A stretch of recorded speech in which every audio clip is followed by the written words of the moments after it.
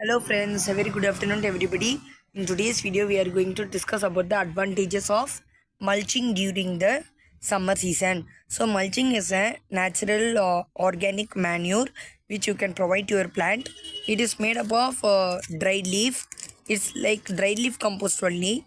So just take some dried leaf and cover the top layer of the soil with the dried leaf. So it's really very helpful during summer season. In summer season, what this mulching, that is dried leaf, will do means it will curtail the 100% effect of the sunlight in our pot or grow bag.